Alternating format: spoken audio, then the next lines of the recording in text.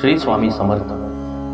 स्वामींनी भुऱ्याबुवांना मुक्तीचा आनंद जिवंतपणीच दिला आणि आयुष्य धन्य झाल्याचा क्षण प्रत्यक्ष घडवला.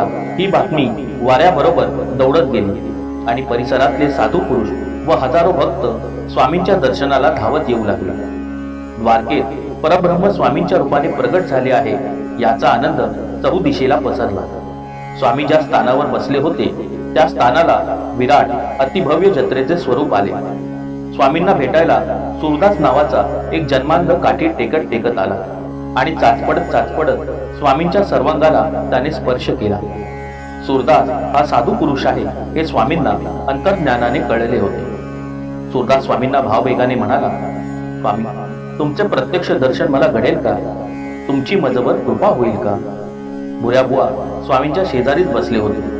त्यांनी स्वामींना विनंती केली, स्वामी, तुमची कृपादृष्टी आमच्या सूरदास बुवांवर पडली तर खूप बरे होईल. ते श्री दत्तात्रयांचे निस्सीम उपासक आहेत. आपण स्वतः दत्तावतारी आहात. आपल्या या परमभक्तावर मायेचा वर्षाव कराल का? स्वामींनी सूरदासाला जवळ घेतले. त्याच्या डोळ्यावरून आपला उजवा हात फिरवला आणि चटकन म्हटले, अरे सूरदासा, तुला मला पाहावेसे वाटते ना? डोळे उघड. तू आता डोळे उघडून मला पहा तरी.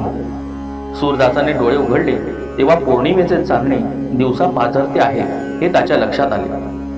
सर्वत्र शांतीचा अनुभव त्याला येऊ लागला. साक्षात परमेश्वरच त्याच्या पुढे प्रगट झाला आहे याची सूरदासाला खात्री पटली. तो म्हणू लागला, स्वामी, केवढा आनंद तुम्ही मला दिला. मला दिसू लागले, तुमचे साक्षात दर्शन झाले. स्वामी, माझे आयुष्य धन्य झाले. स्वामींनी सूरदासाच्या पाठीवरून हात फिरवला आणि आपल्या जवळ घेतले. लोकांनी स्वामींचा जय जयकार केला.